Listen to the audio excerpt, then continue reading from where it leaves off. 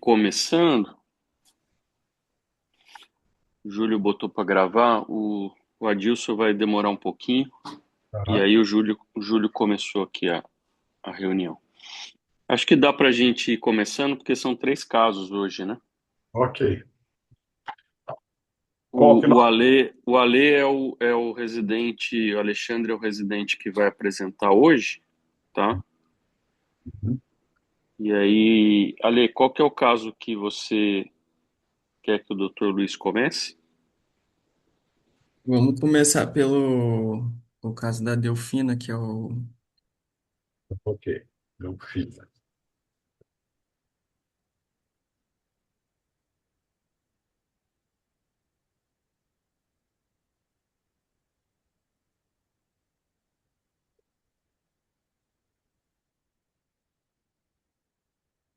Vamos lá.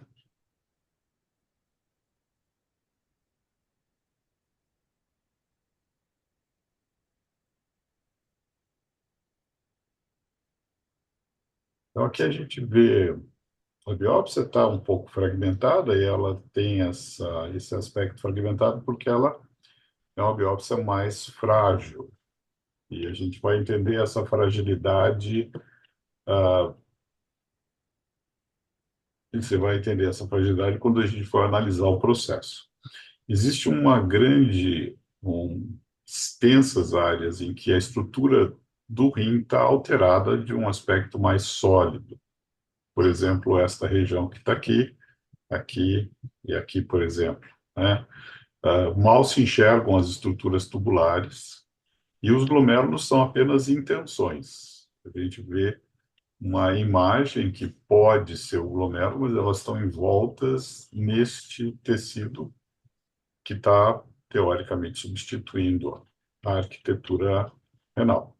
Então, esse tecido, apesar de parecer denso aqui, é mais pela coloração do que pela consistência propriamente dita. Por isso que esse fragmento fica muito frágil, ele se quebra com muita facilidade, ele não fica íntegro, porque o que nós temos aqui é um grande infiltrado inflamatório. E essas células vão dissociando a matriz e praticamente a gente não tem sustentação para o parênquima renal, por conta desse infiltrado inflamatório. Veja que ele destrói as estruturas, a gente consegue ver que tem túbulos aqui no meio, mas eles estão praticamente apagados pelo infiltrado, que tem células linfóides, mas também tem neutrófilos nesse infiltrado. É um infiltrado bem difuso e que compromete bastante a arquitetura. Então, isso é uma distribuição mais ou menos difusa, e aí tem áreas que a gente acha que tem alguma estrutura que poderia ser um glomérulo,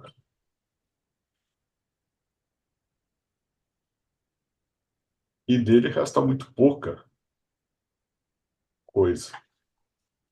Dá para identificar um pedaço da cápsula, porções de alças capilares, que a gente vê por aqui, mas todas fragmentadas e separadas entre si. E a estrutura do glomérulo é ocupada por essa proliferação celular, são células grandes que estão ocupando, teoricamente, o espaço urinário e que ultrapassam o limite e extravasam para o parênquima ao redor. E são células grandes, volumosas, com um núcleo, às vezes, chanfrado. Elas têm característica monomorfonucleares e algumas delas são passíveis de serem identificadas como células histiocitárias. E é o que a gente vê, por exemplo, nesse fragmento e naquele outro que eu iniciei.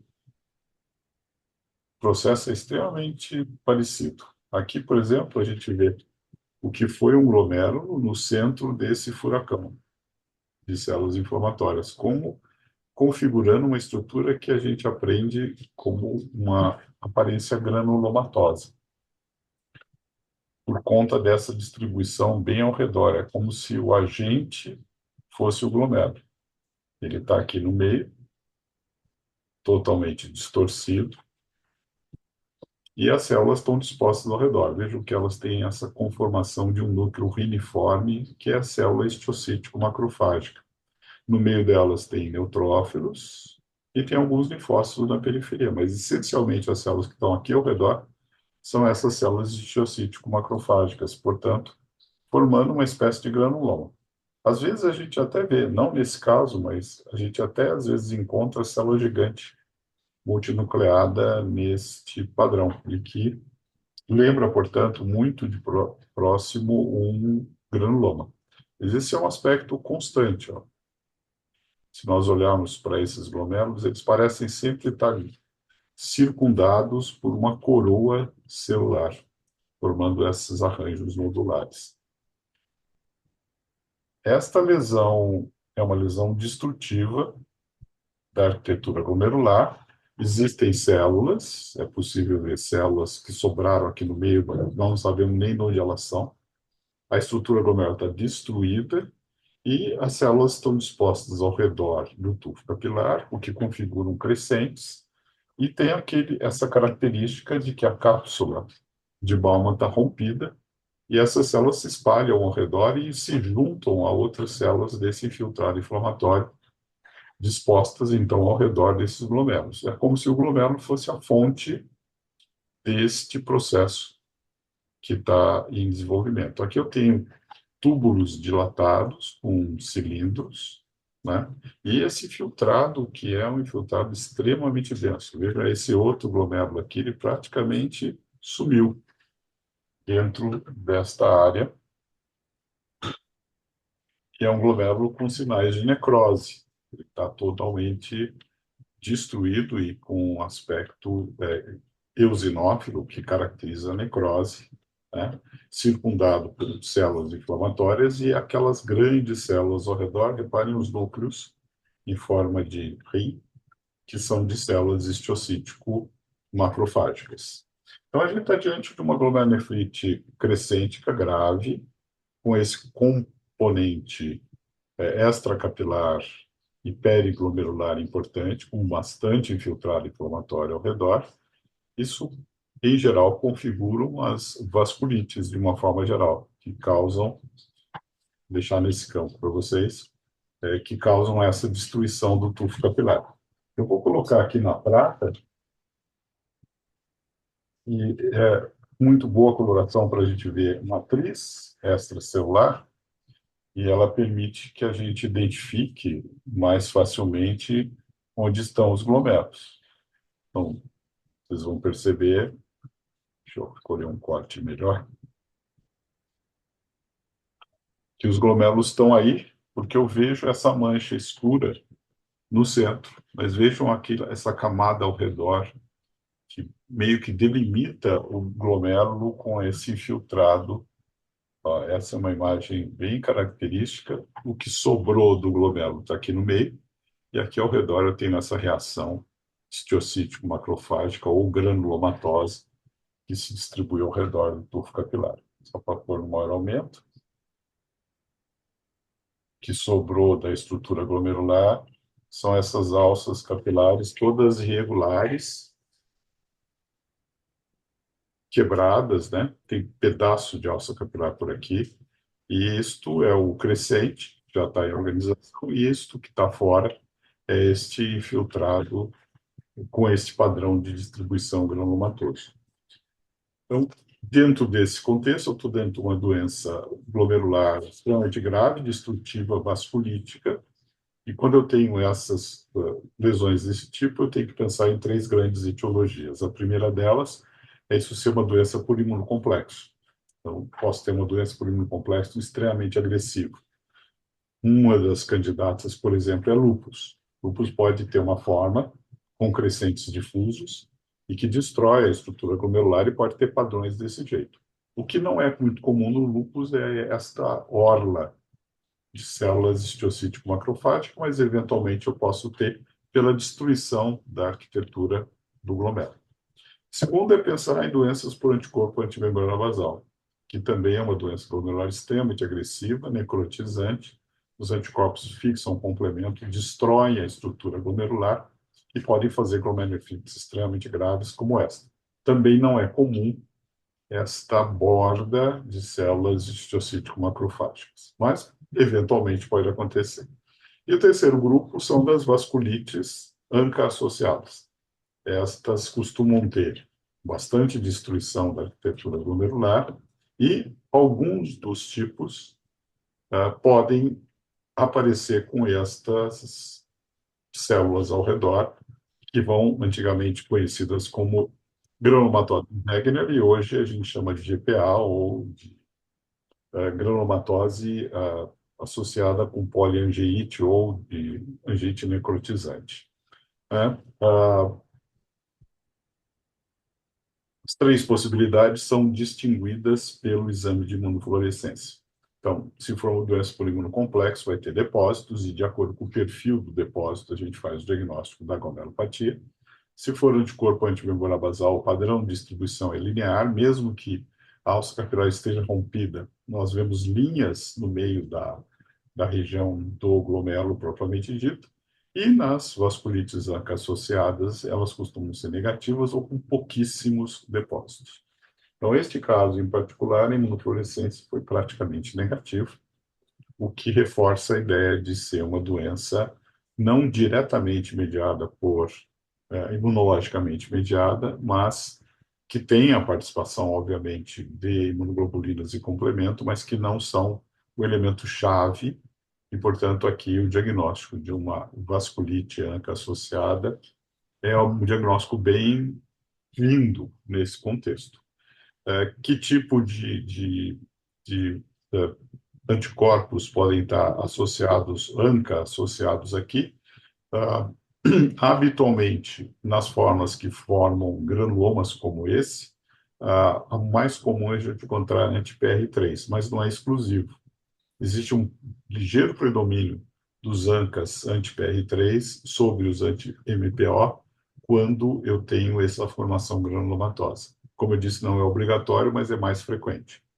Idades, em geral, elas acontecem, as que têm PR3 positivo, acontecem numa idade intermediária, entre 35 e 40, quase 50 anos, e as MPO costumam ser mais idosos, 50, 60 anos de idade. As PR3 dão mais em homens e têm um quadro pulmão-rim mais evidente, então são aquelas que sistemicamente são mais manifestas e, portanto, os diagnósticos são sempre mais fáceis de serem feitos, então elas dão a síndrome pulmão-rim, e as MPO costumam ser silentes e subreptícias, porque elas não costumam dar um quadro sindrômico sistêmico muito importante, e muitas vezes são descobertas já numa fase muito crônica. Por serem mais frequentes em mulheres depois de uma certa idade, muitas vezes o exame de urina é confundido com infecção urinária, mesmo que não tenha bactéria, mesmo que a pessoa não tenha febre, às vezes pode ter até uma febrícula, e são muitas vezes tratadas como infecção urinária e, na verdade, são vasculites. E quando as biópsias são feitas, habitualmente elas estão numa fase muito crônica que dá muito pouca coisa para se fazer. Então, aqui é uma doença extremamente grave, destrutiva. Ela não está numa fase super aguda, mas ela ainda tem resquícios de agudização, principalmente nessas áreas de necrose, no infiltrado inflamatório e no padrão mais granulomatoso. Portanto, em se configurando o diagnóstico de vasculite ANCA-associada, elas têm um prognóstico relativamente passível de ser manipulado, ou seja, se o tratamento for instituído rapidamente, essas lesões podem se organizar e ainda sobrar uma função renal razoável. Nas vasculites, quer sejam elas anticorpo antimembrana basal ou ANCA associadas, o tempo é crítico. O tempo, em termos de diagnóstico, é extremamente crítico, porque as destruições do glomérulo são à base de necrose, e as necroses entram num processo de esclerose muito mais rápido do que as doenças inflamatórias. Então, as doenças que têm crescentes difusos, com muita inflamação, apesar de terem necrose, elas respondem mais facilmente porque são mais inflamadas. Já as antimembrana basal e as ANCA associadas são muito destrutivas, são muito necrotizantes. Em termos até da primeira semana, final dos 10 dias, 15 dias, elas já têm esclerose do glomérulo. Por isso, a atuação tem que ser muito rápida, uma vez que o diagnóstico seja afirmado. É o que eu consigo dizer dessa biópsia.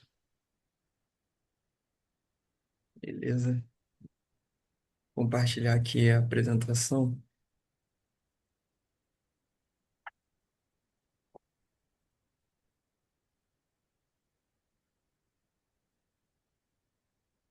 Tá todo mundo conseguindo visualizar aí a apresentação? Só ver se eu consigo aqui mudar um slide. Um minutinho. Já é. Então, trazendo um pouco de tudo que o doutor Luiz falou sobre a biópsia, a gente contextualizando com a clínica da nossa paciente, né? É uma paciente de 44 anos, do sexo feminino. Ela compareceu no pronto atendimento com algumas queixas. Dentro delas, ela tinha uma dor abdominal difusa, uma febre que ela não aferiu, mas ela relatava essa sensação de febre, náusea, vômito. Falou também que estava urinando pouco. E aí a gente foi ver nos exames que tinha uma associação aí de um potássio elevado, uma hipercalemia e uma injúria renal aguda grave.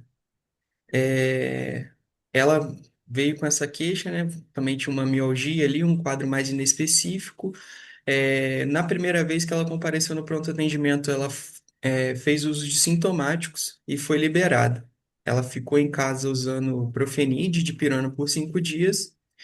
E aí, quando ela retornou, que foram feitos os exames, que foi constatado a disfunção renal. E aí, optou-se lá no pronto atendimento pela internação antes da transferência.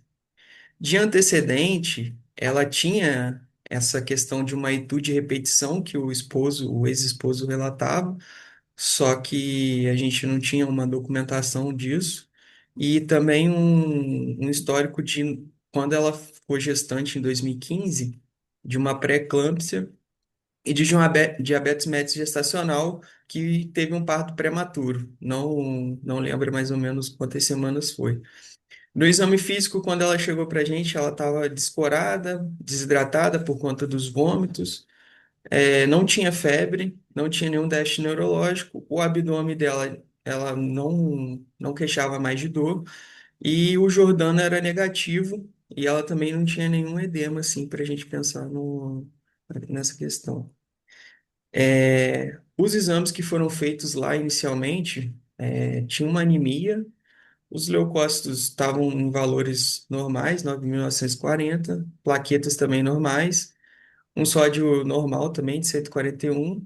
Chamava muita atenção era a ureia de 164, uma creatinina já de 8,8, com uma taxa de filtração de 5, e o potássio de 6,3. Na urina 1, ela apresentava uma proteinúria de 2 cruzes, uma hemoglobinúria de 3 cruzes, bactérias abundantes.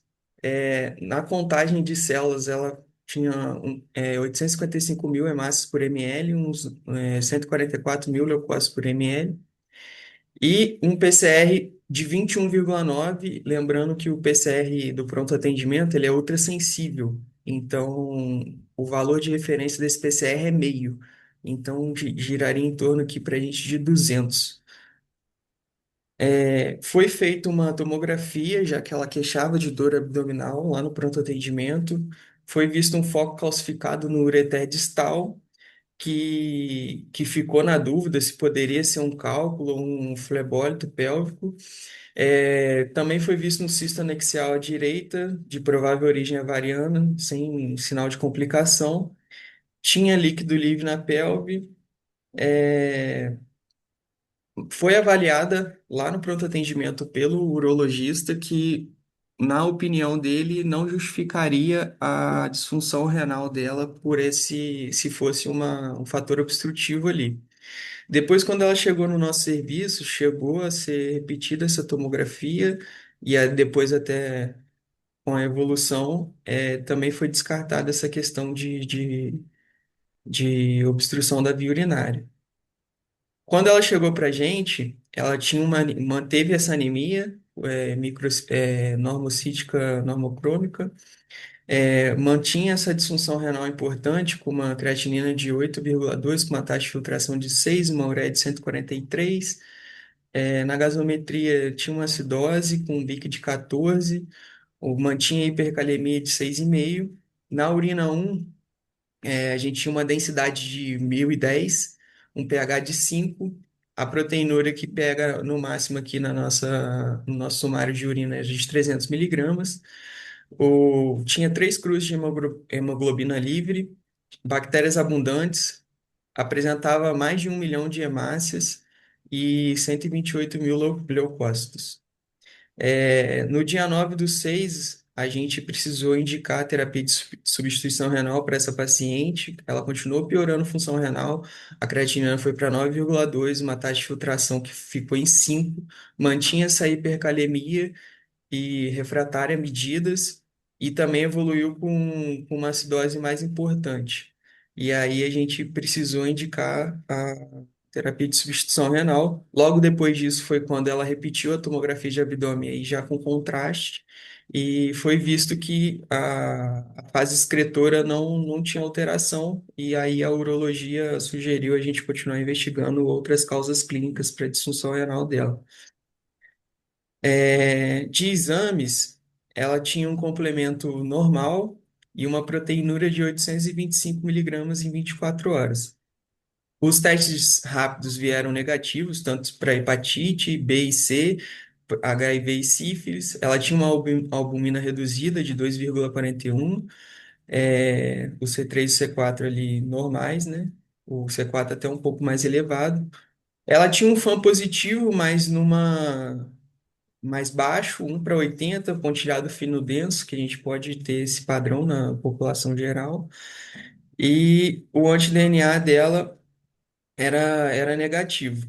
No momento, ela ainda está aguardando o ANCA, porque a gente, na época, não conseguiu fazer esse exame pela instituição, agora a gente solicitou de novo, e aí está correndo esse exame no laboratório depois da biópsia para a gente confirmar esse diagnóstico. A gente fez uma imunossupressão para ela agora com metilprednisolona, 3 dias, 500 miligramas, e aí a gente está tentando um imunossupressor de micofenolato agora que foi o que a gente conseguiu, e foi pedido também rituximab para posteriormente a gente ver se a gente mantém esse tratamento dela com rituximab.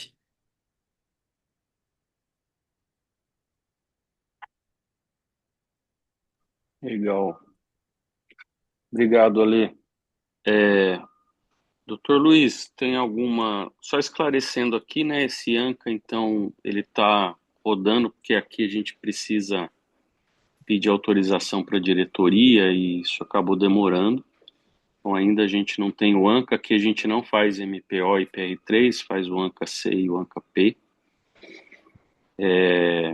Então, e também nós estamos sem ciclofosfamida, né? Isso já é por conta de uma falta no mercado mesmo. A gente não conseguiu nem doação. Então, para esta paciente, a gente pulsou com corticoide e pedimos o rituximab, isso deve demorar um pouco. E aí, como o Dr. Luiz falou, eu acho que esse pouco que demorar talvez signifique aí a questão renal dela, né? A função. Mas o que tínhamos em mãos, não é a primeira escolha, né, para esse tipo de quadro, mas tínhamos em mãos o micofenolato, de doação também. Então, a gente começou essa imunossupressão. Ela, durante a internação, teve algumas infecções, né, Ale? De Isso. catéter, teve uma infecção urinária comprovada e a gente precisou tratar com amplo espectro. E tinha desde o começo essa dúvida se tinha alguma coisa que se justificasse. Por incrível que pareça, a hematúria dela veio com dismorfismo negativo. Isso também, no começo, atrapalhou um pouquinho o nosso raciocínio. Doutor Luiz, quer complementar aí com as informações? Eu acho que aqui é assim, duas coisas eu acho que são importantes pensar. Quando você tiver um quadro de insuficiência renal nestas condições, essa é uma das poucas circunstâncias em que a biópsia renal é um procedimento de urgência ou de emergência. E que aqui no hospital o que nós temos feito é quando chega um quadro desse, de insuficiência renal aguda, de instalação aguda, importante, os residentes entram em contato conosco aqui no hospital e nós preparamos uma biópsia de urgência. Ou seja, o material chega, ele entra num processador a vácuo que nós temos aqui, e a biópsia fica pronta em 3 horas, ótica e fluorescência, pelo menos. O que é bom para poder orientar a terapêutica. Uma vez com a biópsia na mão, um quadro como esse é imunossupressão com o que você tiver na mão. É aquela história. Não tem, se fosse a vida que seria o ideal, usa o que tiver. E alguns indivíduos associam plasmaférese. O efeito é discutível, né? Ele é mais importante nas anticorpo antimembrana basal. Mas se você não sabe o que tem, o tratamento é esse para qualquer uma delas e tem que ser rápido. Então, esse é o primeiro ponto. A biópsia tem que ser feita com urgência e a biópsia é o melhor método para você resolver o assunto em menos de 24 horas. Se tem uma insuficiência renal aguda, se tem alguma dúvida dessa insuficiência renal, a biópsia também resolve. Se o rim vem normal, você já sabe que é um componente tubular, é uma necrose tubular aguda por outro motivo. Se ele vem com um quadro desse dramático, cheio de necrose crescentes, podem ser aquelas 3 situações que a gente desenhou anteriormente e a imunossupressão cabe para as 3. É claro que depois você tipifica melhor a imunossupressão. Por exemplo, as ANCAs são mais sensíveis à ciclofosfamida, ela é mais eficiente, e as antimembrana basal são mais eficientes com plasmaférese, além da imunossupressão propriamente dita. As por imunocomplexos, você pode aí usar esquemas alternativos, como qualquer doença por imunocomplexo que possa eventualmente estar associada. Esse é o primeiro ponto. O segundo é que o tratamento tem que começar logo. Ele não tem que esperar o ANCA, ele tem que começar praticamente no momento que tem o diagnóstico, porque essas são lesões que esclerosam rapidamente. Seja elas antimembrana basal, sejam vasculites ANCA associadas, o índice de esclerose começa a aumentar de forma extremamente rápida. No final da primeira semana, 7, 10 dias, já aparecem os primeiros fibroblastos. E com 15 dias, a esclerose já é bastante importante. E vira uma cicatriz fibrosa em menos de 2 meses. Então, o quadro é muito grave e o que sobra, muitas vezes, é função de quão rápido você fez o diagnóstico e quão rápido você começou no tratamento. Então, aqui eu percebo que ela internou faz um mês, a biópsia foi um mês depois, então já tem 30 dias esse intervalo. O que nós temos dela hoje provavelmente é completamente diferente do que a biópsia mostrou. Ela já deve estar com um índice de esclerose glomerular extremamente avançado. Diria que a chance dela recuperar a função renal é muito baixa nessa circunstância. A doença sendo difusa, muito possivelmente ela tem um índice de esclerose glomerular já muito avançado. Mas é importante, no fim das contas, saber o que ela tem, porque ela vai ser candidata a transplante, muito provavelmente, tem 40 e poucos anos, e esta é uma doença que é uma doença crônica. Portanto, a chance de recorrência no transplante existe, não é contra indicação, mas a chance de recorrência existe. O que significa que o transplante renal tem que ser vigiado muito de perto. Qualquer alteração da função renal ou do sedimento urinário, a intervenção tem que ser feita. A imunossupressão do transplante não corrige, ela não contempla um surto ou uma recidiva. Os imunossupressores que a gente utiliza no transplante não são eficientes na mesma intensidade do que o tratamento imunossupressor básico, né, com ciclofosfamida. E aí tem a dose de ataque, né, e tem a dose de manutenção e sempre a vigilância nesses casos. É importante mesmo que você não tenha uma clínica exuberante.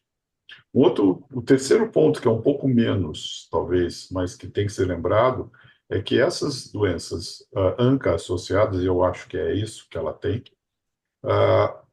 esse padrão clínico que eu já disse para vocês, as formas com anticorpo anti-PR3 são mais sistêmicas e tem o coração, o pulmão o rim mais evidente, e as MPOs são mais quietinhas e ficam restritas ao rim, são mais difíceis de fazer o diagnóstico.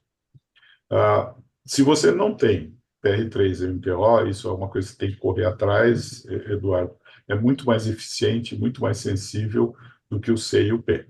O C e o P tem uma perda de 40% dos diagnósticos. Ele tem uma eficiência de 60%, uma melhor das hipóteses.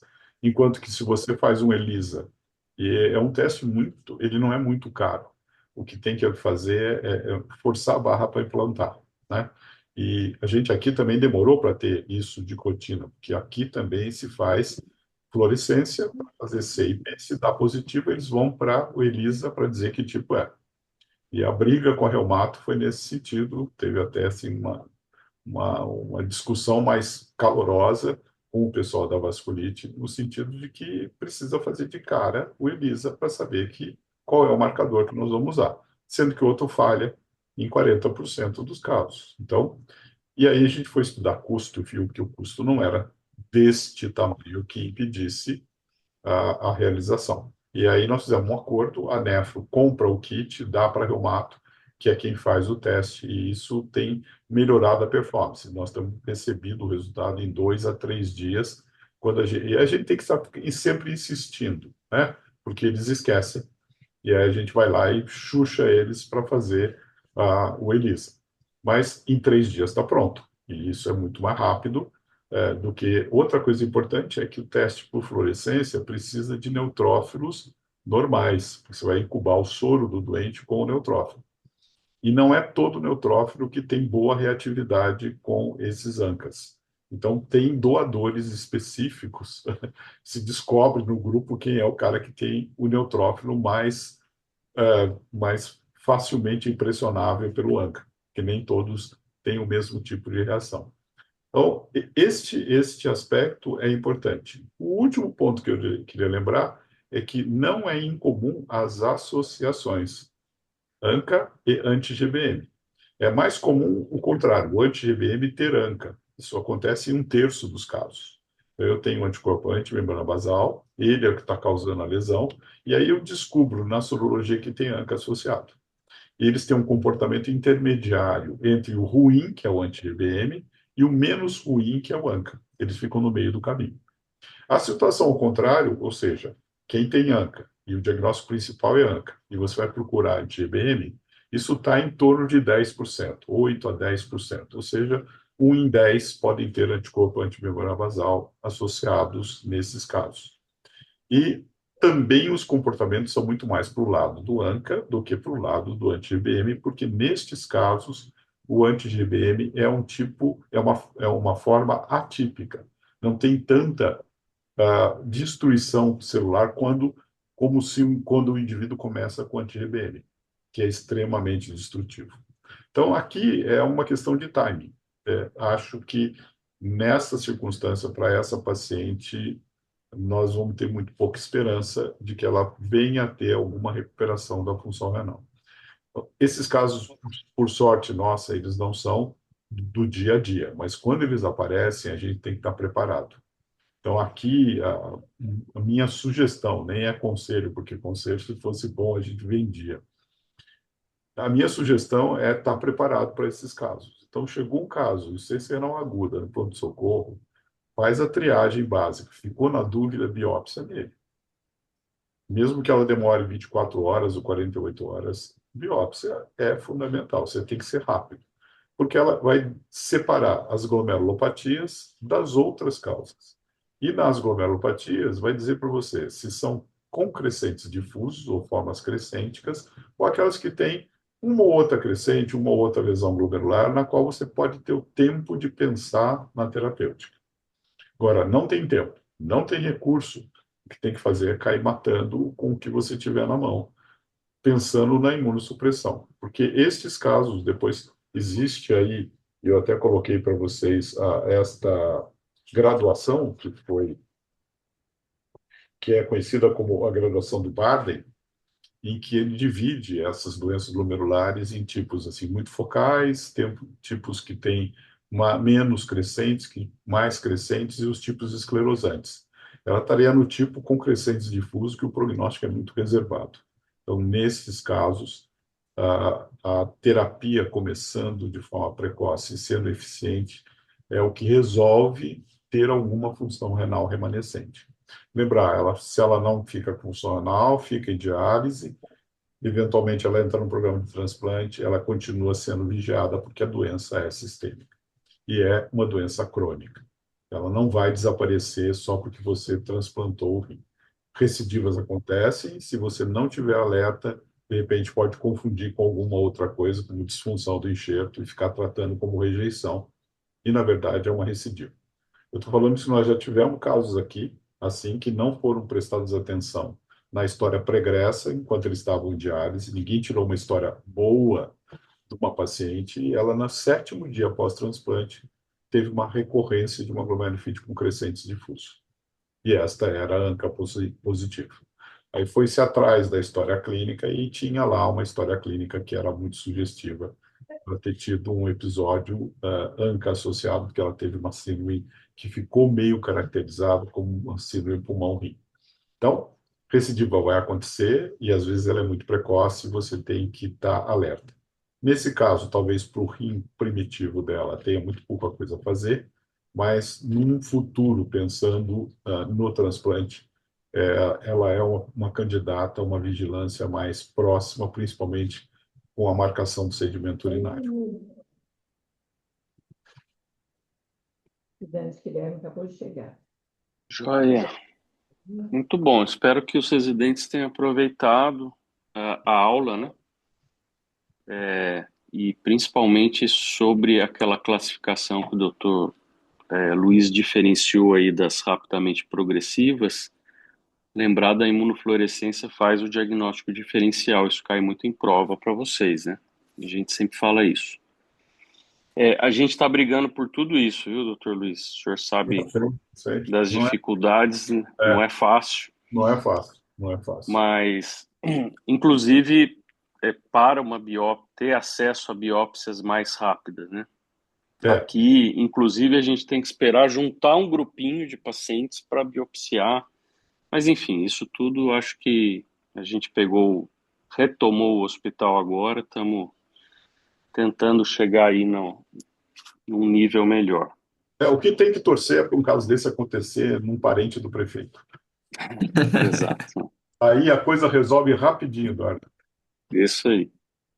Se for alguém conhecido, algum parente, isso resolve rapidinho, porque aí a pessoa sente a importância de financiar esse tipo de coisa. Tem alguns testes que a gente tem que ter. Esse vai usar pouco? Vai. Mas o kit está lá e ele é rápido para fazer. Não é difícil de tocar. Qualquer laboratório bem apropriado é capaz de fazer o teste e rolar, porque hoje é muito fácil fazer esses testes em laboratórios que têm minimamente recurso. Então, você consegue fazer esse teste rapidinho. E já tem 96% de chance de fazer o diagnóstico, né? Deu negativo, a sua chance cai bastante. Então, não tem a biópsia rápida, mas eu já sei que não tem um marcador. E aí é aquela história, é o que dá para ser feito. Mas é uma pena, porque, assim, do ponto de vista histológico, é uma maravilha de caso, para você mostrar e para dar aula. Fantástico, em termos de imagem. Mas para doente é uma péssima notícia. Péssima. Inclusive, essa semana eu recebi de laudo de laboratório da cidade que veio um positivinho lá para um ANCA-P e eles já fizeram automático, sem pedir o MPO e o PR3. Achei muito legal, né? Então, assim, não é uma coisa que... Isso é bom, isso é bom. Que não custa caro, viu, Eduardo? Quando você vai ver o custo, parece muito, mas não é. Você não precisa, e assim, o reagente dá para você dividir, não precisa ficar esperando juntar casos. Essa era a desculpa que tinha aqui na Reumato, precisava juntar o número de casos para poder abrir o kit. Falei, quer saber? Eu te dou o kit de presente, você abre, usa um, joga o resto fora. E por quê? Porque não é caro. Então não precisa ficar juntando. E aí a gente descobriu que não é bem assim, não precisa jogar tudo fora. Dá para aproveitar, dá para tirar só a porção que você precisa. Você não vai fazer todos os testes, mas não vai fazer só um com o kit inteiro. Dá para fazer mais e é muito eficiente. Acho que é isso. A mensagem aqui é isso: tem que ser rápido. Rápido no diagnóstico, rápido no tratamento. O resto a gente vai ter que ver o que vai correr atrás do que sobra, né? Basicamente é isso. Exato. Tô vendo aqui, doutor Adilson entrou. Quer comentar alguma coisa, Adilson? Não sei se entrou Eu também. acabei de chegar, Eu nem vi a Tá, apresentação, então vou me abster de comentar qualquer coisa agora. Eu tá assisto certo, depois a gravação e comento depois. tá bom. Mais alguém, gente? Eu tô meio perdido aqui nos nomes. Se alguém tiver alguma dúvida, aproveita, doutor Luiz. Então, muito importante esse assunto para vocês, né? Que estão na residência, essa diferencial aí pela imunofluorescência dessas diagnóstico diferencial da rapidamente progressiva, né? Então, vamos passar para o segundo. Ale, qual que seria o segundo caso? Eu vi que a Pamela está por aqui, não? A Pamela, que é a reumato da Da Yasmin, Tainá. da Tainá, desculpa. Eu tô por aqui. Então, vamos aproveitar que ela está aqui e falar do O Dr. dela Luiz. de uma vez, joia. Aí o Dr. Luiz apresenta a lâmina para gente. Deixa eu passar aqui, joia. Não, é melhor o Dr. Luiz começar, viu, Ale? Não, beleza, eu só tô deixando. Tá. Tá, então vamos começar. Hum? Qual é agora que nós Uma vamos? aulinha. Tainá. Tainá. Tainá. Ok. Ô, Pamela, só para esclarecer, acho que você não está acostumada, a reunião sempre o Dr. Luiz apresenta os aspectos histológicos, a gente faz um processo um pouco inverso para que facilite ou grave mais a nossa cabeça e dos residentes as alterações da histologia para a clínica. Então ele fala primeiro a histologia e depois a gente associa com o quadro clínico, tá bom? Tá bom, perfeito, tô amando.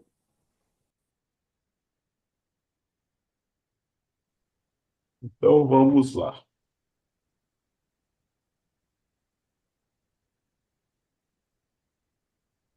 Então vocês vão perceber, comparando visualmente com a biópsia anterior, essa aqui tem estrutura, né?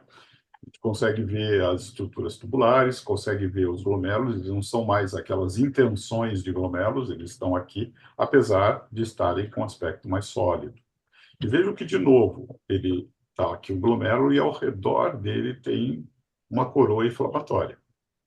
Isso é muito característico de doenças glomerulares inflamatórias, e essas são células que vêm pelos capilares peritubulares. Lembre-se que o glomérulo aqui está quente, ele está inflamado, ele está liberando uma série de mediadores pró-inflamatórios que vão passar pelo glomérulo e vão depois pelo artério eferente para os capilares peritubulares.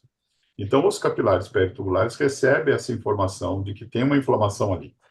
E por isso, o infiltrado inflamatório se localiza ao redor do glomérulo. Isso é importante na hora de diferenciar, por exemplo, nefrites túbulo-intersticiais primárias de nefrites túbulo-intersticiais secundárias a glomerulopatias. Uma, em geral, do primeiro ou quinto prêmio é droga, e estas são relacionadas à doença glomerular.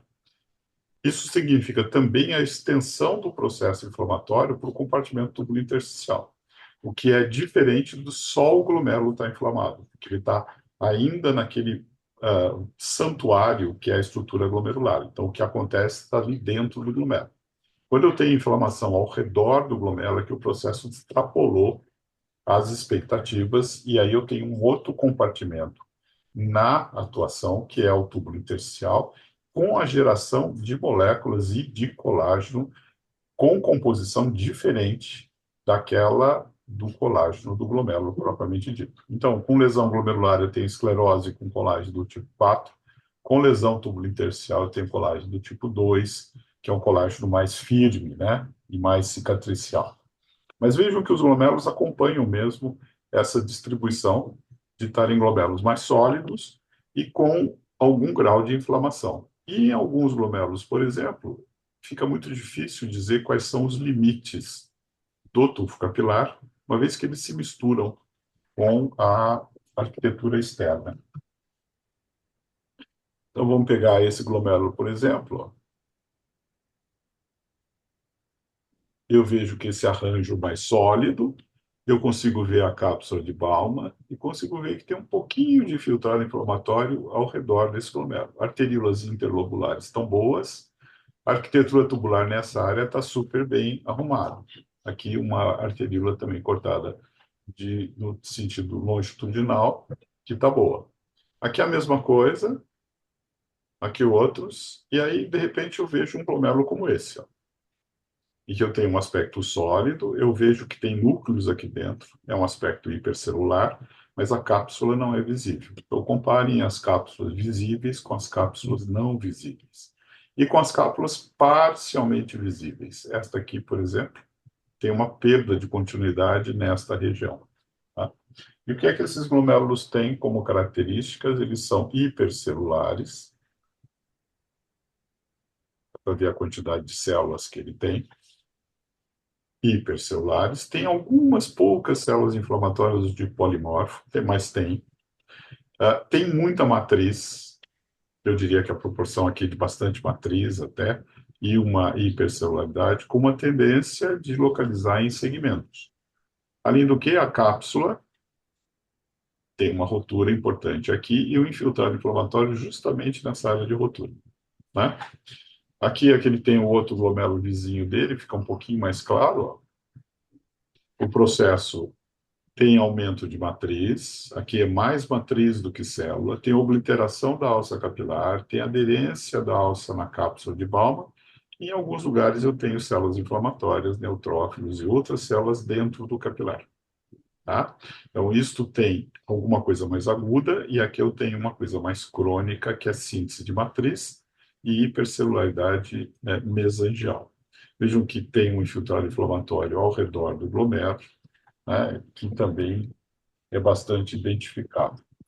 Se quiser passar para um outro aqui, esse outro eu vejo a hipercelularidade, que está mais nessa região, o aumento de matriz, e em outras áreas eu não tenho tanta célula, mas tenho aderências entre o tufo capilar e a cápsula de Bowman.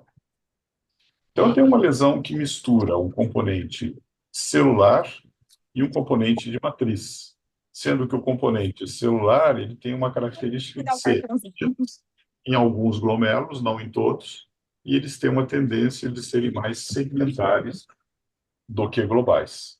Então, de novo, A chave abre qual portão mesmo? O lateral ali. ó, Aquele ali? Tá. esse a área com mais célula, mas é mesangial com matriz. E nesse dá para ver que a parte mais remanescente do tufo capilar tem as membranas grossas. Comparem a espessura da parede do túbulo, que é uma parede, uma membrana basal mais grossa habitualmente que a do glomérulo, e a do glomérulo que está aqui, nesse caso, mais grossa que a do túbulo. Então, ela está espessa. A ideia é que a membrana basal glomerular seja traçada a lápis de ponta fina e essa a lápis de ponta mais grossa. Então, o ideal é o contrário. Esta bem fininha e essa mais grossa. Aqui nós temos uma inversão dos dois e a lesão da membrana da parede do capilar é mais global do que segmentar. Que tem cilindros de matriz, material proteico. Aqui nesse glomérulo, pequena hipercelularidade com tendência a segmentar, o aumento de matriz e a parede grossa. E aí, podócitos bem lesados. Então, alteração degenerativa podocitária é importante. Em doenças que têm essas vários aspectos diferentes, a gente tem que tentar achar um elemento em comum em todas elas, e uma das táticas para entender o processo do ponto de vista fisiopatológico é procurar o glomérulo menos afetado. Então, a gente olha todos e procura aquele que está menos afetado, que nós imaginamos seja o glomérulo que é o mais próximo da normalidade. E depois a gente vai tentando estabelecer uma sequência de alterações glomerulares de forma temporal, ou seja, aqueles que têm um pouquinho mais disso, um pouquinho mais daquilo, até chegar na conclusão definitiva. Então, digamos que esse seja o glomérulo mais próximo do normal. Ele não é normal, porque ele tem a alça capilar bem grossa, e ele tem pouquinho de célula, e tem ligeiro aumento da matriz mesangial. Então, se a gente considerar isso como glomérulo inicial, o nosso processo ele tem uma agressão principalmente no compartimento mesangial, que é onde está respondendo com células e matriz, e tem um comportamento de agressão da parede do capilar, porque ela está grossa. Esta, teoricamente, é o cenário do primeira onda de agressão do glomérulo. Lesão mais mesangial, com um pouquinho mais de célula e uma parede muito espessada. Todas essas duas coisas, mesângio, do ponto de vista de matriz, e parede capilar, são matrizes extracelulares.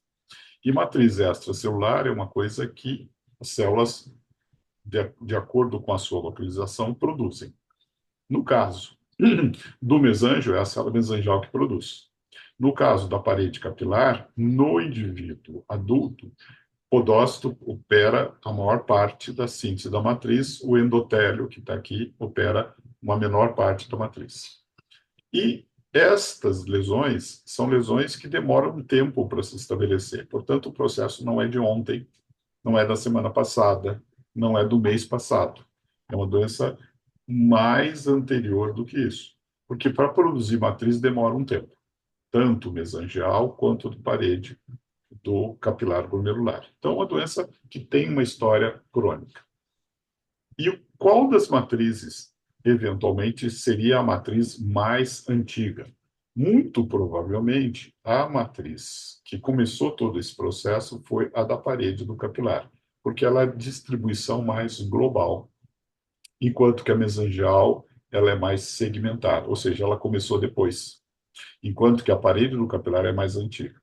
E a da parede do capilar, a gente pode imaginar que ela tem uma ligação direta com as células podocitárias que estão degeneradas.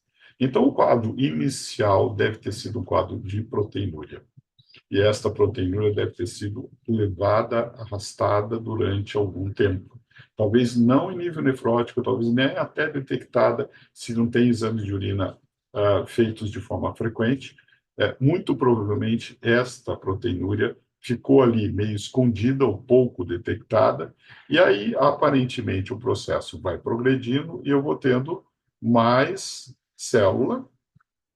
Vejam esse glomérulo aqui do lado, eu tenho mais hipercelularidade, e agora o sedimento urinário muda, porque agora eu tenho células inflamatórias, eu posso ter hematúria, e eu tenho leucocitúria, e eu vou ter um componente de sedimento urinário que não tinha quando começou com o processo de aumento de matriz na alça capilar. E o processo de expansão da matriz começa, então, a ficar mais evidente. Ó. Eu começo agora a ter mais áreas com hipercelularidade mesangial e com aumento de matriz. Então, significa que o meu agente agressor está agindo em pelo menos 3 compartimentos. O primeiro, na parede do capilar. O segundo, no mesângio. E o terceiro, mais recente, dentro do glomérulo, porque é aí que eu começo a ter células inflamatórias presentes dentro do lume capilar.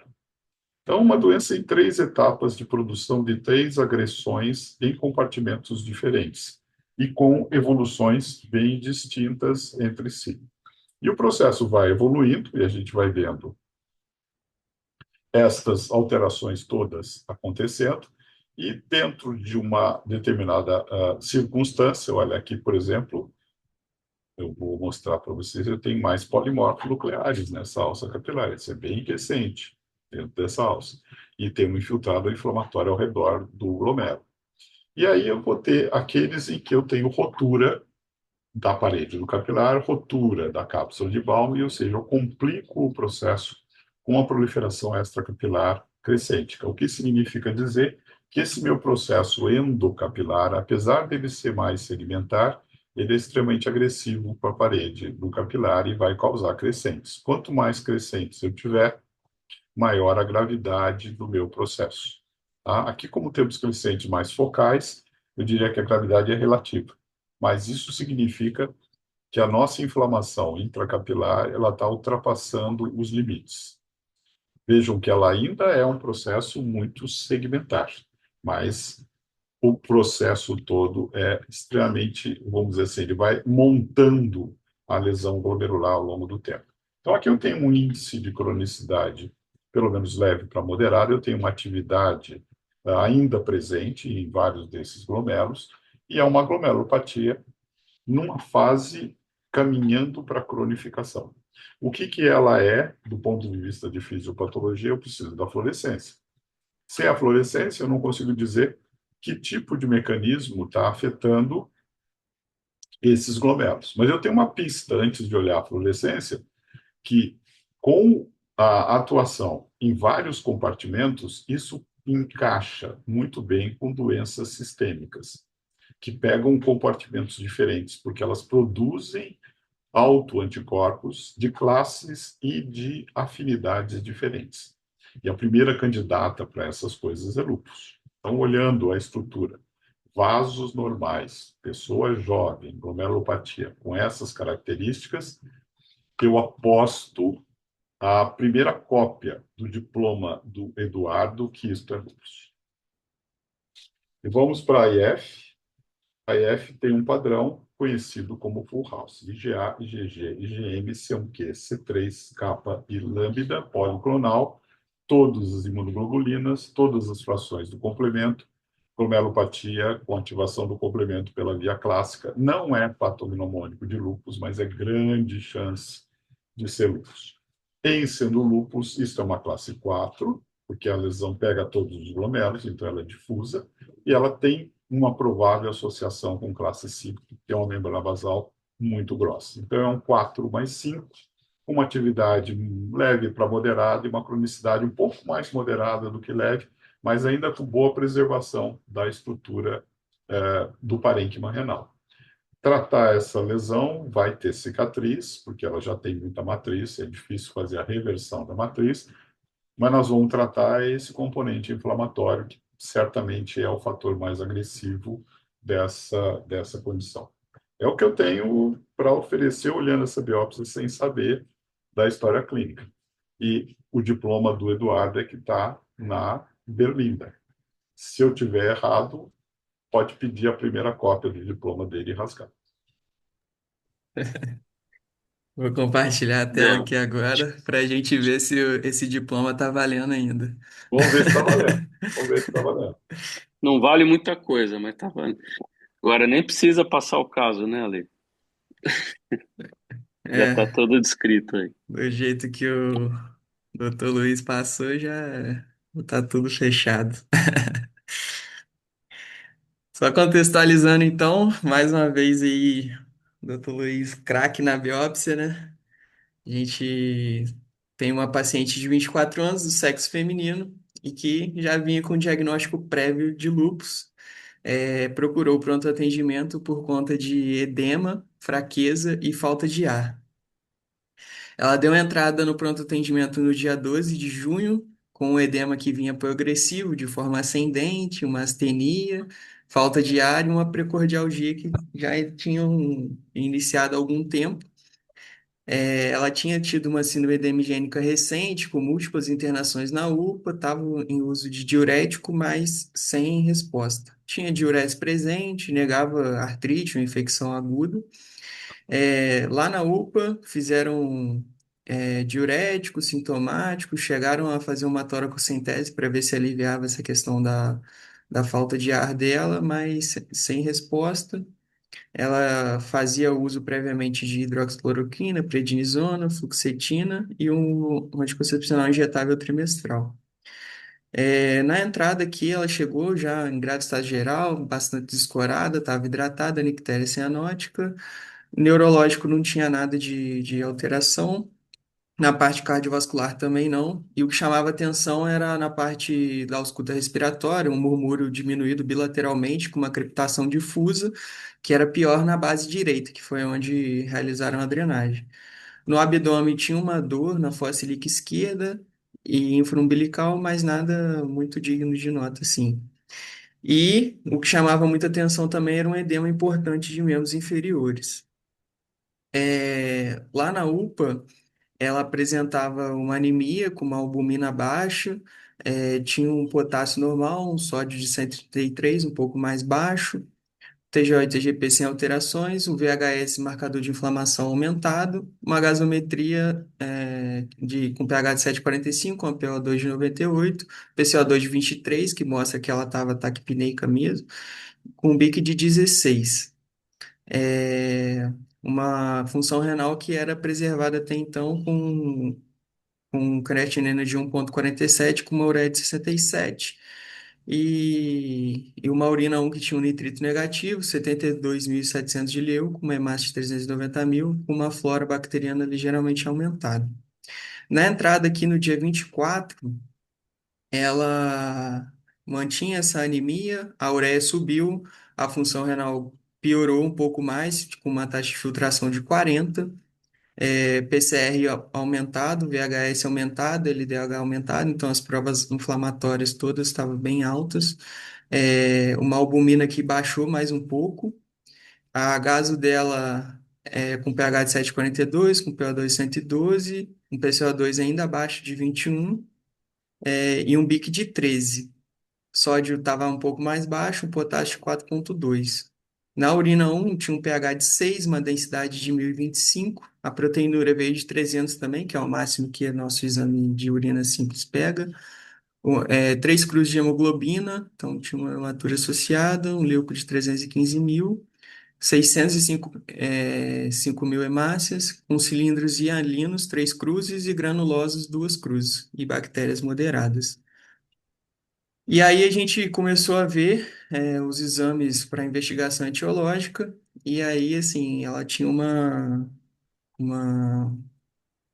nefrite lúpica aí bem clássica mesmo, uma proteinúria de 7 gramas, com um complemento consumido, tanto C3 quanto C4, um FAN com um título bem alto, 1/320, nuclear homogêneo, um anti-DNA de 1/160 ou 365, fortemente positivo. Então, com todos os dados aí, a gente fechou mesmo com a nefrite lúpica e, como o doutor Luiz falou aí na biópsia, dá para ver bem. E ela precisou entrar na terapia substitutiva por conta dessa questão do volume, principalmente, que ela não tolerou. A gente atualmente está tentando fazer a imunossupressão dela, porque ela entrou também com um quadro pulmonar importante, tinha uma infecção pulmonar na internação com a gente. Então, a gente ainda está nessa pendência aí para fazer a imunossupressão para ela.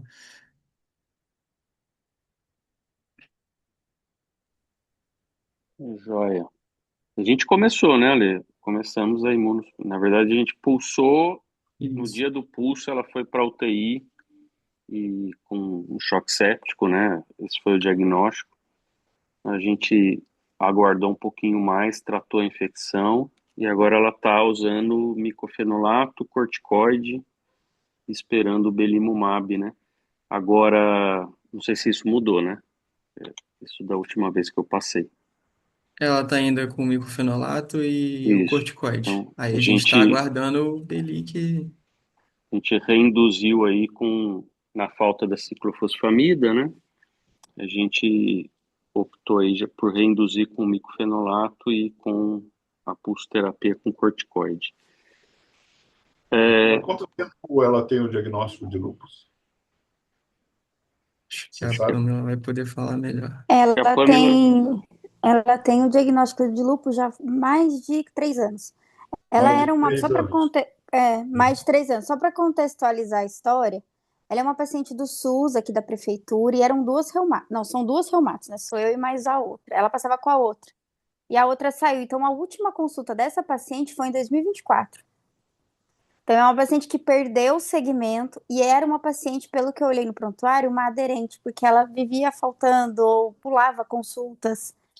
Então, como o senhor comentou como o senhor comentou que ela vinha perdendo já já estava dando um quadro de proteinúria já há algum tempo, eu acredito que a gente não deva ter conseguido pegar antes por causa disso, pela aderência, pela dificuldade de voltar no serviço, enfim, a prefeitura aqui está meio caos, o, o, o serviço. O que eu, quer dizer, o que eu consigo entender aqui eu até entendo a dificuldade, e isso realmente é um problema muito sério, porque se você faz o diagnóstico de forma precoce, ela provavelmente não tem um lúpus muito grave. Esse lúpus demorou esse tempo todo para estragar o rim dela ao longo do tempo. Então, isso, de certa maneira, diz que esta doença talvez tivesse um benefício muito grande se o tratamento fosse instituído mais precocemente. Para a gente só lembrar, do ponto de vista fisiopatológico, a manifestação das estruturas, ou seja, o fenótipo que a gente vê na biópsia, é fruto da deposição dos imunocomplexos e eles têm tamanhos e quantidades diferentes e eles induzem alterações que são observadas ao microscópio. Então, nós estamos vendo o fenótipo da agressão, ou seja, como este glomérulo reagiu à deposição desses imunocomplexos. A lesão mesangial, ou depósito mesangial, é feito por imunocomplexos de grande tamanho e em pequena quantidade. O mesanjo é o lugar onde as macromoléculas se enterram. É como se fosse o cemitério de elefantes. As macromoléculas vão para o mesanjo, e o mesanjo tem a capacidade de quebrar essas macromoléculas. Claro, se vier em grande quantidade, ele não consegue quebrar, mas tudo que é grandão, o mesanjo pega e ele tem essa função de tentar quebrar. Então, os imunocomplexos grandões vão para o mesanjo, eles não ficam no endotélio.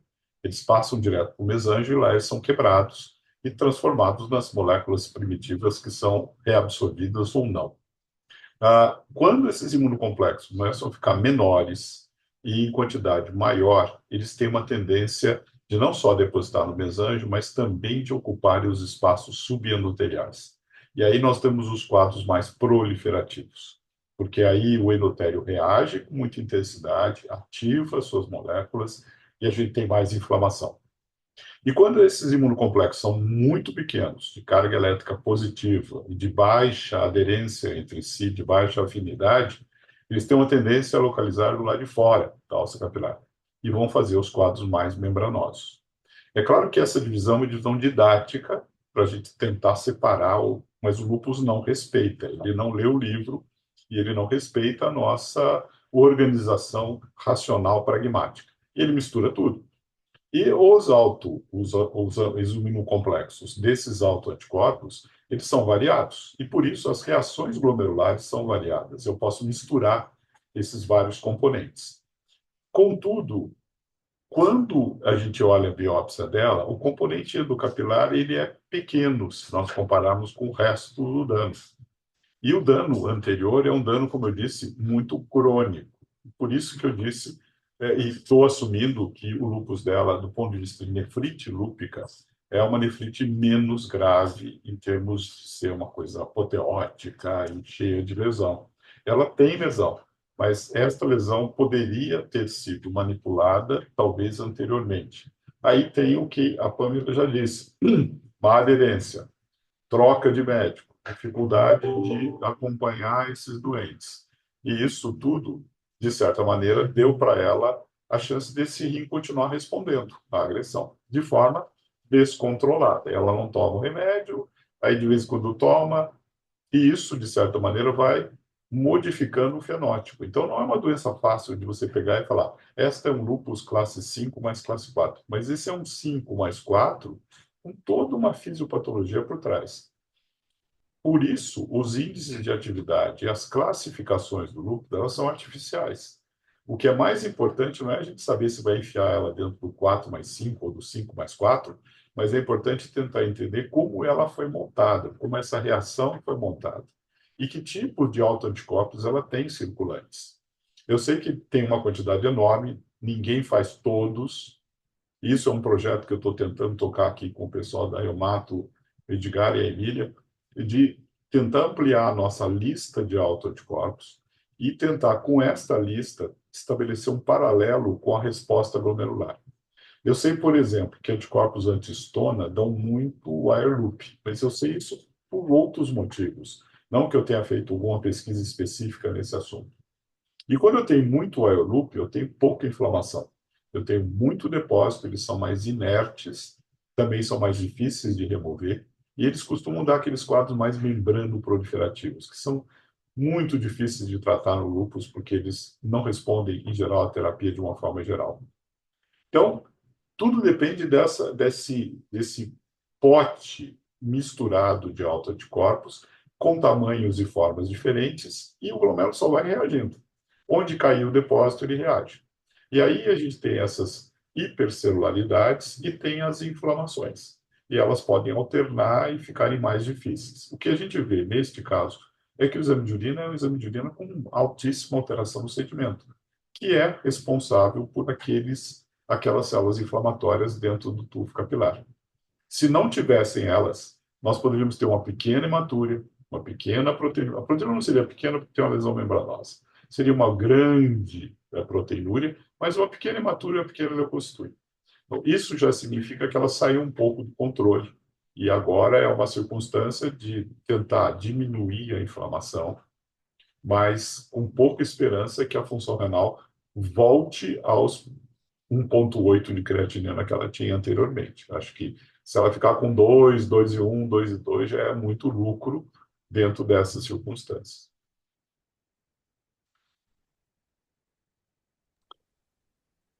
Joia. Quer acrescentar mais alguma coisa, Pamela? O paciente, acho que passou uma vez com você, talvez, né? Então, eu a vi uma vez em janeiro desse ano, então eu acabei pedindo esses exames de atividade lúpica e É. ela não voltou mais. E aí fiquei sabendo que ela ficou internada, os meninos me chamaram no grupo. Mas é uma situação difícil, porque se a gente conseguisse esses retornos breves, os exames com mais facilidade, nós estamos numa crise em Taubaté de exames, assim, ambulatorial. Um hemograma está demorando 4 meses para conseguir fazer. Então, a gente está tendo essa dificuldade aqui, mas nós vamos lutando. Vamos lutando junto. Não pode desistir. O importante é continuar procurando. A gente sabe as restrições. As coisas aqui também não são as mil maravilhas. Tem que ter pressão, tem que ter acordos, às vezes feitos de forma não muito oficial, mas é o que tem que se fazer. Os ambientes universitários estão numa draga que faz ver olhos vistos, né? Mas eu acho que se tem a vontade, isso deve corrigir algumas, pelo menos, dessas circunstâncias. É uma pena que casos nefrológicos eles não sejam muito frequentes, né? Se a gente for olhar, nefropatias ou glomerulopatias são consideradas doenças raras porque não atinge aquele número considerado de doenças comuns. Então, as pessoas prestam muito pouca atenção. É como eu disse no caso anterior, o ideal seria que isso tivesse acontecido com um parente do prefeito ou com um parente de alguém próximo à decisão política, e isso iria gerar muito mais investimento. É uma pena que a gente tem que pensar desse jeito, mas muitas vezes é uma solução que pode ser abreviada quando alguém muito próximo você percebe a gravidade do processo e que essa gravidade podia ser mitigada se a gente tivesse mínimos recursos, né? Não precisa ter o máximo possível. Hoje em dia é possível fazer muitas coisas usando laboratórios terceirizados ou laboratórios de apoio, mas o que precisa é que eles sejam remunerados. Obviamente que ninguém vai ficar fazendo exame de graça por aí, né?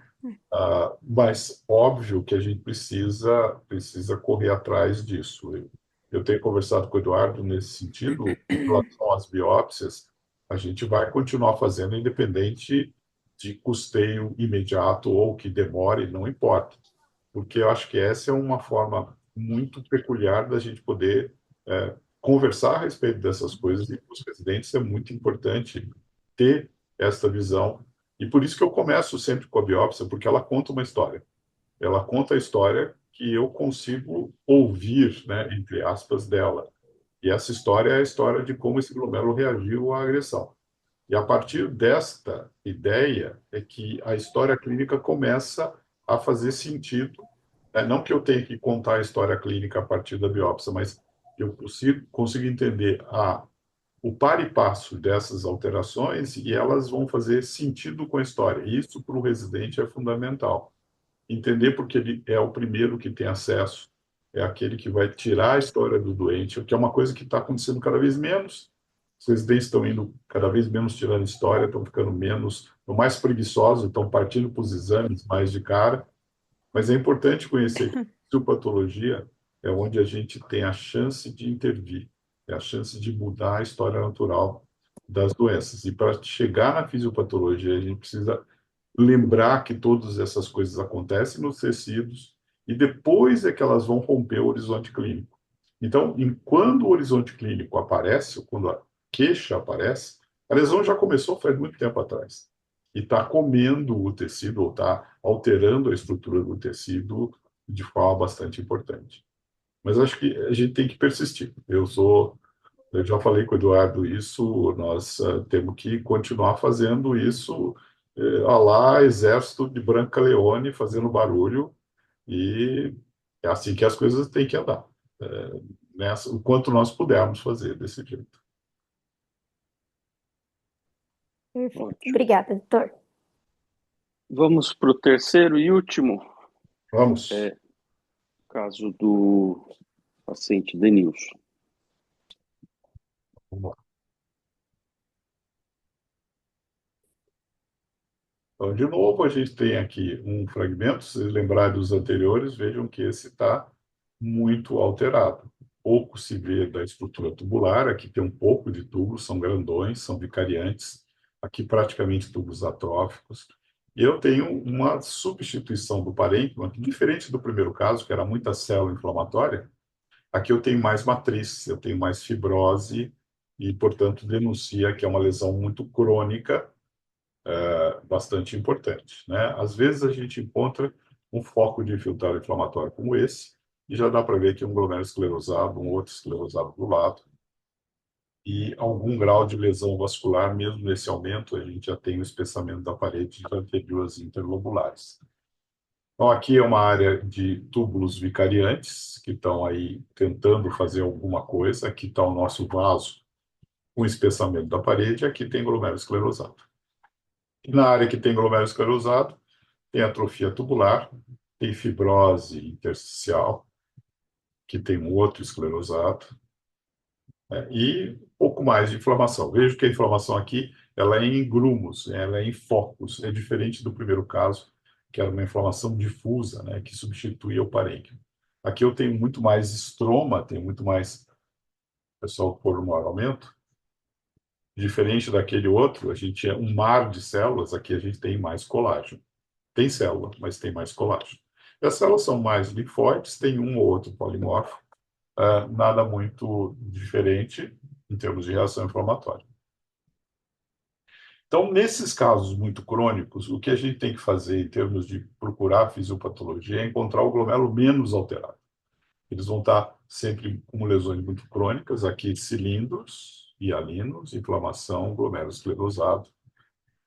E é a partir desses menos afetados que a gente tenta traçar um perfil. A partir deles, aqui mais glomérulo esclerosado. Então, se só tiverem glomérulo esclerosado, a gente vai estar diante de uma glomerulite crônica ou de uma lesão glomerular com perda da arquitetura. Aí a gente consegue achar um menos lesado, que é esse aqui, mas que está lesado. Esse é um glomérulo grande. Ele está aqui no limite da minha tela. E ele já tem algumas alterações que dizem para a gente algumas coisas. Uma parte do tufo capilar bem pequena está com arquitetura até que razoável. Uma outra parte tem um pouco mais de hipercelularidade, com células dentro do capilar, tem aumento de matriz. Até aí parece muito o caso que a gente viu anteriormente. Matriz, célula, bastante matriz. E aqui eu tenho um volumoso crescente, principalmente celular, já com rotura da cápsula de Bowman. E onde tem rotura tem inflamação. Então, a cápsula está íntegra para cá, eu não tenho quase nada de inflamação, a cápsula rompeu, eu tenho inflamação aqui ao redor. Aqui rompeu, eu tenho inflamação ao redor.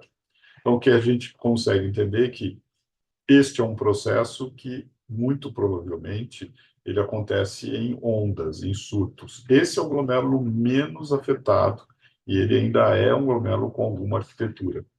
Nos outros, eles são completamente esclerosados, significa que eles já morreram faz muito tempo. Eles já não são mais glomérulos viáveis, e isso já aconteceu há muito tempo atrás. Como essa é uma condição que parece ser uma condição inflamatória, lembre que eu disse, nas necrotizantes, o processo de esclerose acontece muito rápido. Nas inflamatórias, ele demora bastante tempo para acontecer. Então, isto é muito antigo.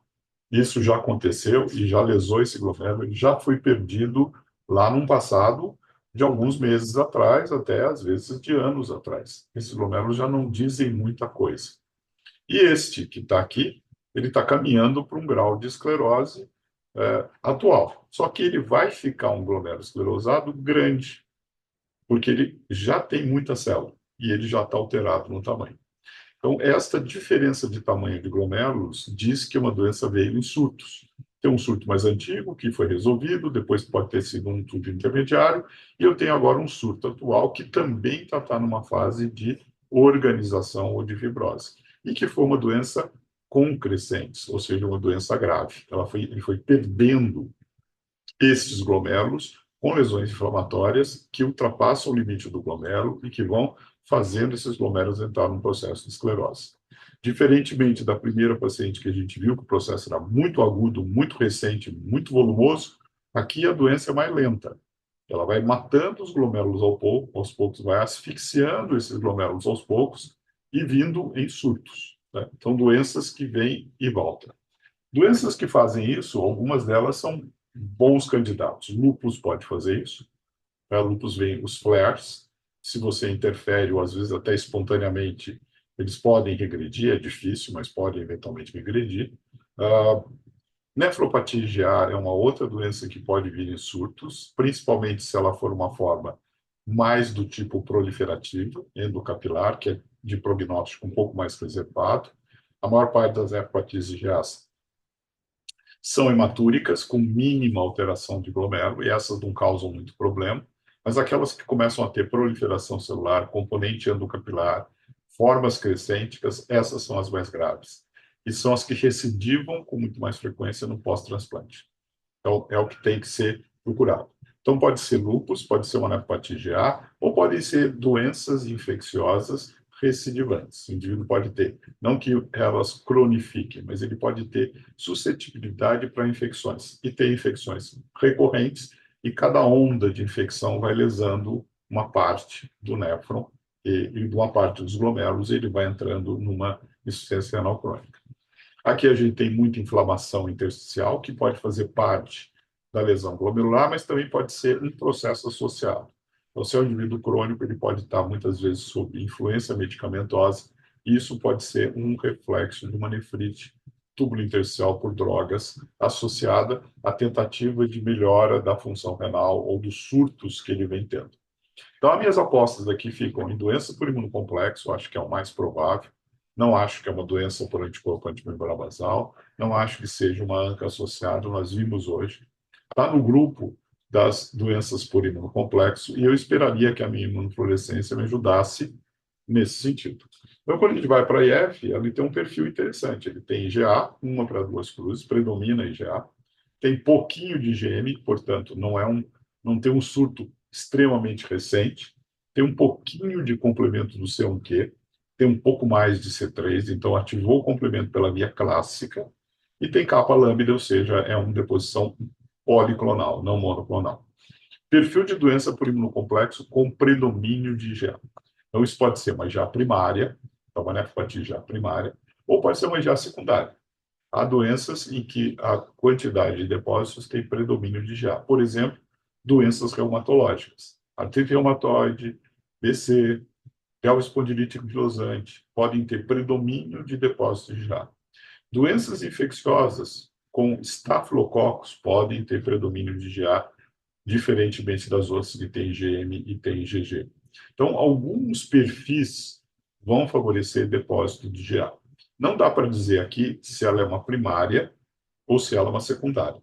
Eu talvez arriscasse numa primária, porque a quantidade de IgA é uma quantidade que está quase no limite do diagnóstico, que são 2 cruzes. Então, nesse contexto, a minha opção seria pensar nisso como uma nefropatia IgA, possivelmente uma IgA que vem em surtos e possivelmente uma IgA que tem um comportamento mais agressivo, ou seja, os surtos são proliferativos, costumam ter crescentes, e aí entra no grupo daquelas IgAs que podem ter quadros vasculíticos associados ou não, tipo a antiga púrpura de Schlein-Ock, hoje chamada de vasculite IgA. Eu apostaria numa IgA. Eu acho que por associada à infecção, está muita lesão, a não ser uma endocardite infecciosa por estafilococo, que destruiria o coração antes de alterar o rim desse jeito. Meu palpite é uma doença por imunocomplexo. Pelo perfil da IF, eu diria muito possivelmente uma IgA em fase de cronificação.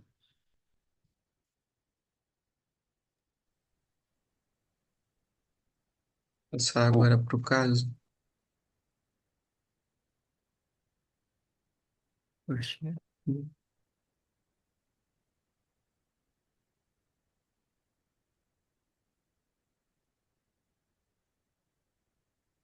é, então, a gente tem um paciente sexo masculino de 24 anos.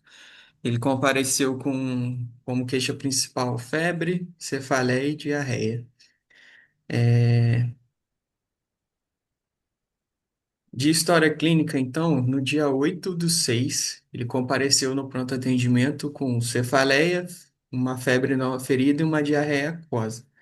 Foi atendido, feitos sintomáticos e teve melhora e aí recebeu alta para casa com sintomáticos. Nessa mesma semana, é, no dia 17 ali, ele começou a evoluir já com tosse seca intensa, uma fadiga e uma febre que estava recorrente. E aí ele retornou na UPA no dia 17. E aí fizeram exames laboratoriais, viram que ele tinha uma anemia, uma injúria renal aguda, uma injúria renal grave ali e uma hematúria. Além disso, por esse quadro de tosse seca intensa e fadiga, fizeram uma tomografia do tórax que viu um vidro fosco bilateral e um derrame pleural discreto, e aí optaram por internar ele.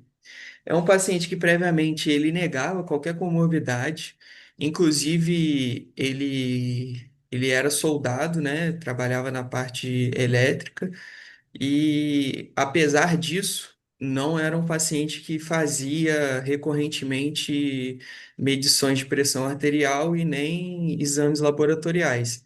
Então, a gente não tinha, ideia do que era o basal desse paciente.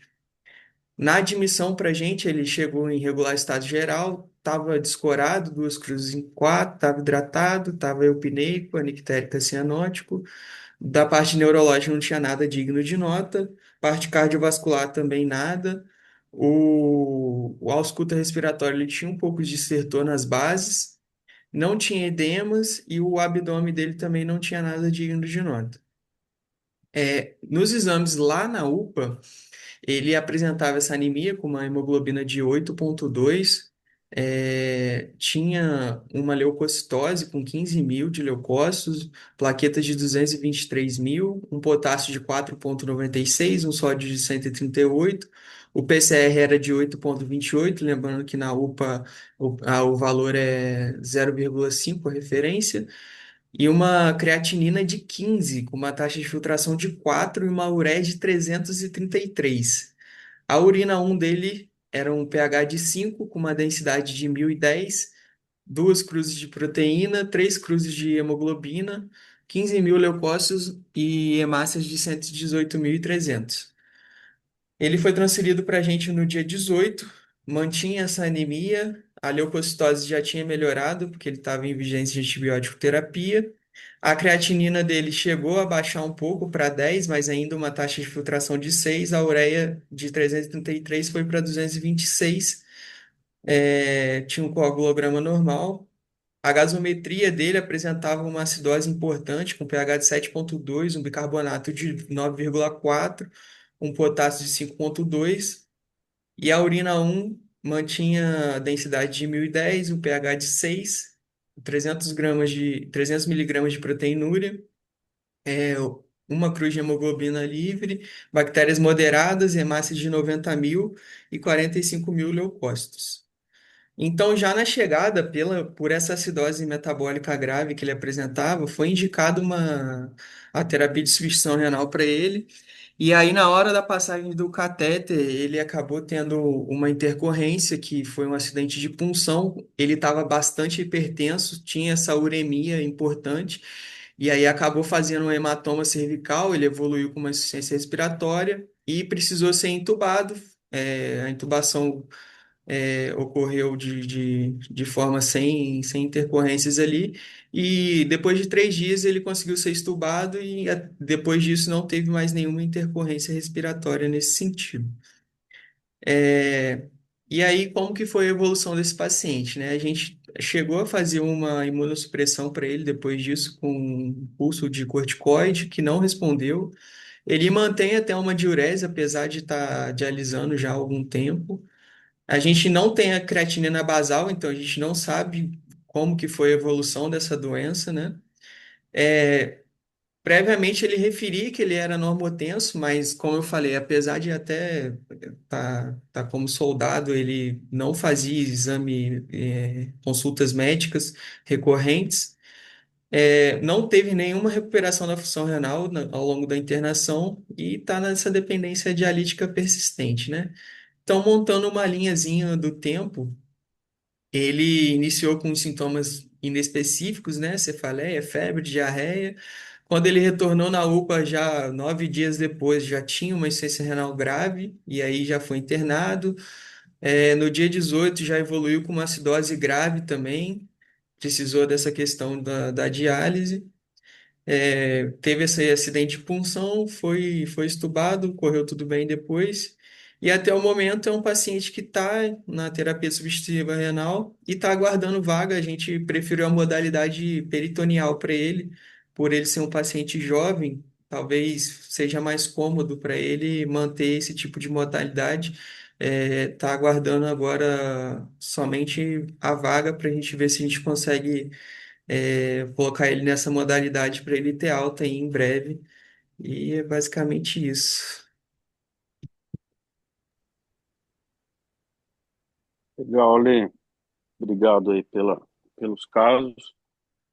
Doutor Luiz, quer acrescentar alguma coisa? A gente teve Não tem, dificuldade. você não tem ultrassom dele, ultrassom renal? Temos, depois de uma semana Eu tenho aqui, peraí.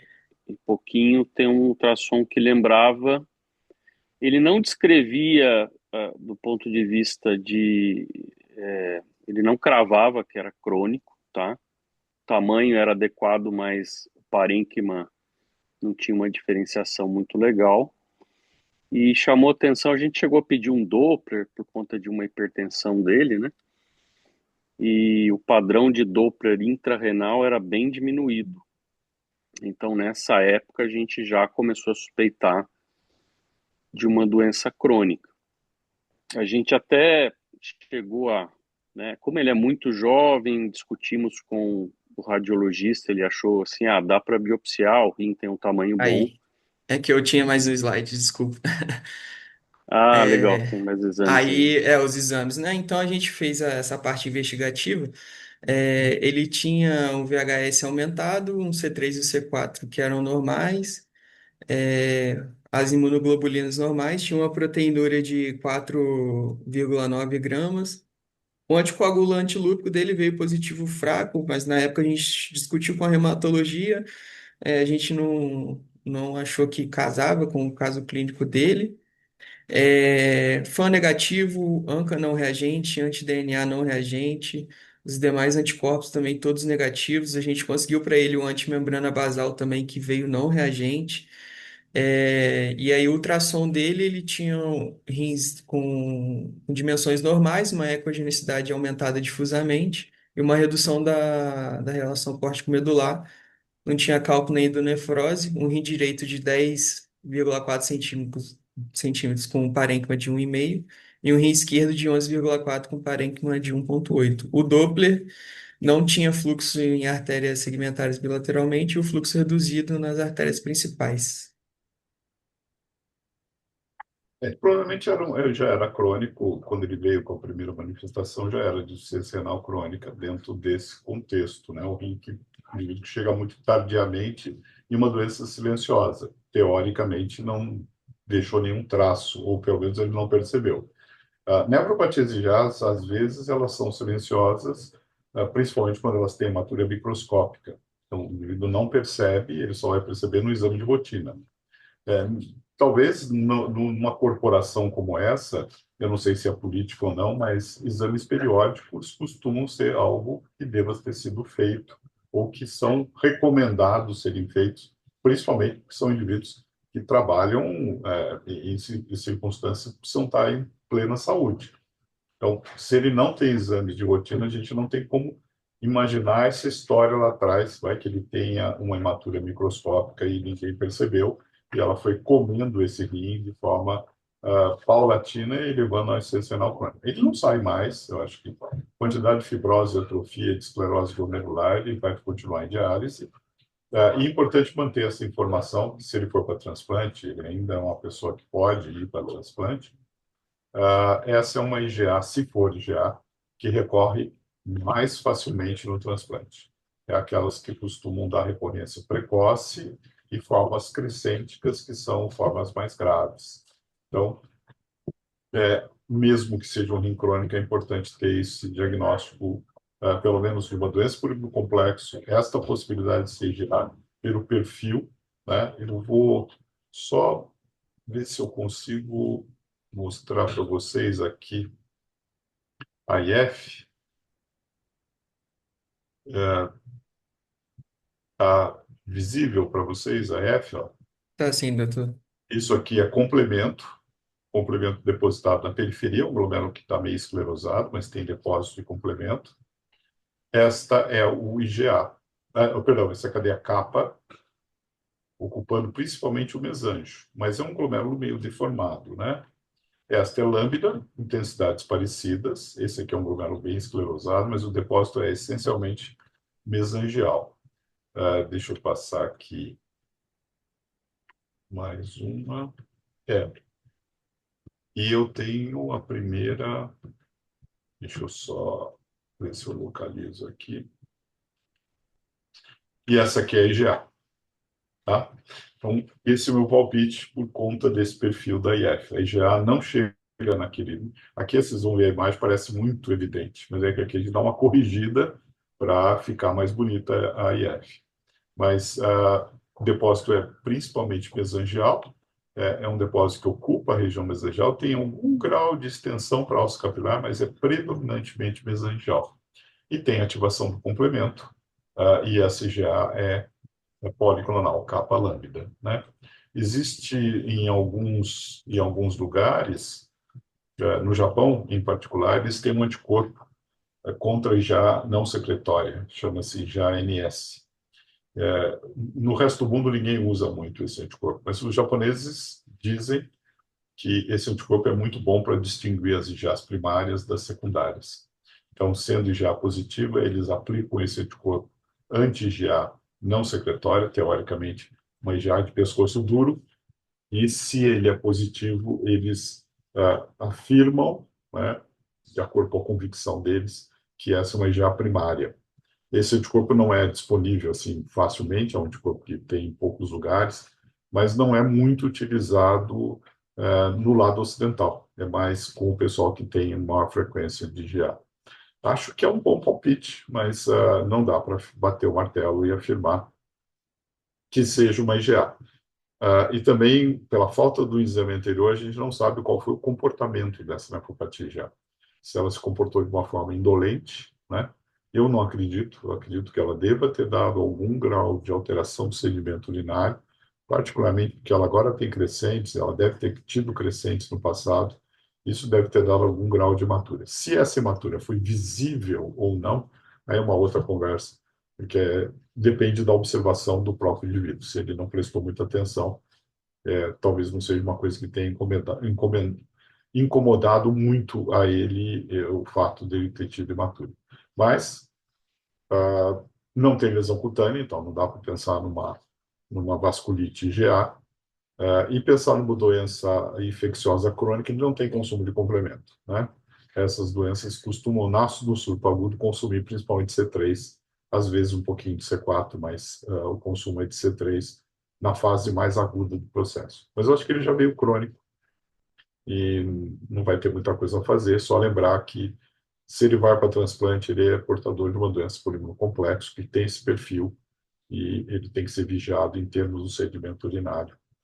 E qualquer alteração, proteinúria ou hematúria, isso deve ser residivo. Ótimo. Esse caso foi um pouco desafiador. O paciente realmente negava tudo, qualquer outro sintoma. Perguntamos sobre exercício na corporação, a gente achou que ele pudesse fazer exercício e ter alguma alteração urinária, disse que não tinha nada e que a última vez que fez exame na corporação foi em 2020 e também não sabia o resultado. A gente achou um pouco estranho isso aí, né? Enfim, mas... Além disso, o quadro dele, o que começou com febre para a gente, né, que não sabia o quadro anterior, não sabia que ele tinha nada, o quadro começou com febre. Então, dentro do raciocínio clínico nosso, um quadro com febre, com perda de função renal, que até então para a gente era aguda, sugeria que ele pudesse ter alguma coisa infecciosa ou algo inflamatório importante, como uma vasculite, alguma coisa assim. A gente olhar a biópsia agora, a gente vê que o que faltou para a gente para poder fazer um raciocínio clínico perfeito foi a história anterior que ele não trouxe. Se ele tivesse a história anterior, e achar que esse quadro infeccioso talvez tenha sido o gatilho que disparou tudo só. Ele teve um quadro infeccioso que descompensou o quadro dele, que já É, vinha de muito tempo. acho que é possível. Agora, outra coisa que tem que lembrar também é que esses indivíduos nessas populações, se eles ficam doentes, eles muitas vezes escondem, né? Isso é um fato, a não ser que seja uma coisa extremamente grave, eles costumam esconder ou relevar, né? Porque faz parte do modus operandi ser herói e ser imune a qualquer outra coisa. O indivíduo que incorpora o espírito dessas entidades é um indivíduo livre de qualquer agressão, de qualquer. E isso muitas vezes pode significar fraqueza, e isso não, às vezes não é muito bom. Talvez se você tiver possibilidade investigativa de ir atrás da corporação que ele era, era elemento de lá, talvez você consiga falar com o departamento médico e ter recuperar alguma informação a partir daí. E pode ser que ele esteja simplesmente omitindo a informação de forma negando, né? Está naquela fase de negativa que a gente sabe que é bem, bem peculiar. Mas continua a hipótese, eu acho que ele já tinha um rim crônico. O ultrassom também já denunciava essa falta de delimitação córtico-medular. Essa é outra coisa para ter, Eduardo. Ter um ultrassom no serviço e vocês fazerem ultrassom. A Não é, gente, não é difícil aprender. a gente faz. Assim, era mais uma peça indicando cronicidade, né? A gente É. conversou com o radiologista que faz a biópsia, inclusive, né? Ele falou, não, um pouco de dúvida, dá para biopsiar, o rim é grande, né?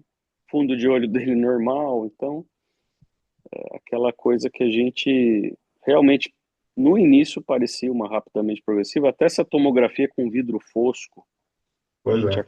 começou a apostar bastante em antimembrana, em vasculites, né? Por isso o primeiro pulso, mas depois a gente foi tendo mais elementos com o tempo de que ele era um paciente crônico, até o resultado da biópsia que definiu, a gente até já desmamou já toda a imunossupressão, né? Tem que jogar a toalha, esse aí não dá para.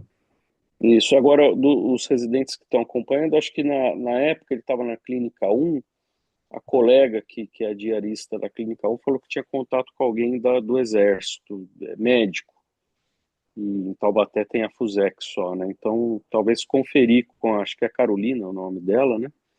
Se ela conseguiu esse contato e resgatar um sedimento urinário, uma creatinina, pelo menos um sedimento urinário para a gente ficar mais fácil o pessoal do transplante depois imaginar aí, né?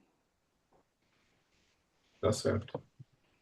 É isso, muito produtivo, 3 casos excelentes, né? Bons casos. Bem ilustrativo.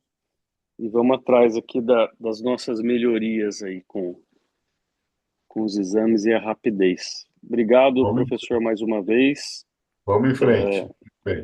Vamos em frente. Um abraço aí para todos. Tudo de bom. Um abraço para vocês todos. Bom, Gente, tchau. boa tarde. Tudo de bom. Tchau.